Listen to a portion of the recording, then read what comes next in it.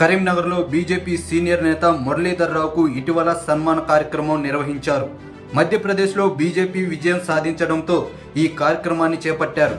మురళీధర్ రావు మధ్యప్రదేశ్కు ఎన్నికల ఇన్ఛార్జిగా వ్యవహరించారు. అందుకే సన్మానం చేశామంటున్నారు ఆయన అభిమానులు. అయితే హైదరాబాద్లో కాకుండా కరీంనగర్లో సమావేశాన్ని ఎందుకు నిర్వహించారనేది ప్రస్తుతం చర్చనీయాంశంగా మారింది. మురళీధర్ రావు 2019లోనే కరీంనగర్ ఎంపీగా పోటీ చేయడానికి సిద్ధమయ్యారు. చివరి నిమిషంలో బండి సంజయ్ ఇక్కడి నుంచి పోటీ చేసి విజయం సాధించారు. ప్రస్తుతం మురళీధర్ రావు మల్కాజ్గిరి పార్లమెంట్ స్థానం నుంచి టికెట్ ఆశిస్తున్నారు. అక్కడే పోటీ చేయడానికి ఆసక్తి చూపుతున్నారు.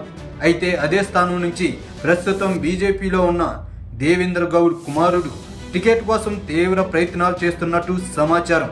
ఒకవేళ అక్కడ టికెట్ దక్కకపోతే కరీంనగర్ నుంచి పోటీ చేయడానికి మురళీధర్ రావు ముందస్తు ప్రణాళికలు రచిస్తున్నట్టు తెలుస్తుంది. మురళీధర్ రావు సన్మాన కార్యక్రమానికి సమావేశానికి సంజయ్ వ్యతిరేక వర్గీయులు అధికంగా హాజరయ్యారు. మొన్న జరిగిన అసెంబ్లీ ఎన్నికల్లో సొంత పార్టీ నేతలే తనకు సహకరించలేదని మీడియా ముందు సంజయ్ ప్రకటించారు. దీంతో ఇక్కడ రెండు వర్గాలున్నట్టు మరోసారి రుజువు అయింది. బీజేపీలో మరో సీనియర్ నేత సుగుణాకర్ రావు కూడా కరీంనగర్ ఎంపీ టికెట్ ఆశిస్తున్నారు. టికెట్ కోసం తీవ్ర ప్రయత్నాలు చేస్తున్నట్టు సమాచారం. ఒకవేళ తనకు దక్కకపోతే మురళీధర్ రావు కూడా సుగుణాకర్ రావుకు టికెట్ ఇప్పించేందుకు ప్రయత్నం చేసే అవకాశాలు ఉన్నాయంటున్నారు.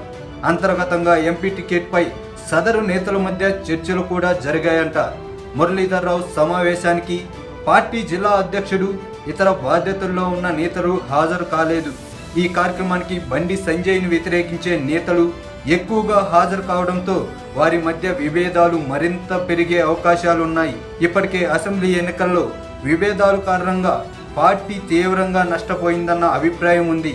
మరోసారి నేతలు వర్గాలుగా విడిపోవడంతో పార్లమెంట్ ఎన్నికలపై ప్రభావం చూపుతుందన్న ఆందోళన బీజేపీ అభిమానుల్లో కనిపిస్తుంది. అంతేకాకుండా స్థానిక సీనియర్ నేతలు కొందరు సంజయ్ కు వ్యతిరేకంగా త్వరలో కరీంనగర్లో సమావేశాన్ని నిర్వహిస్తున్నారంట. బండి సంజయ్ తమకు పార్టీలో అన్యాయం చేశారని, అలాంటి వ్యక్తికి ఎంపీ టికెట్ ఇవ్వవద్దని అధిష్టానాన్ని కోరనున్నారంట. మొత్తానికి పార్లమెంట్ ఎన్నికల్లో కరీంనగర్ రాజకీయం బీజేపీ అధిష్టానానికి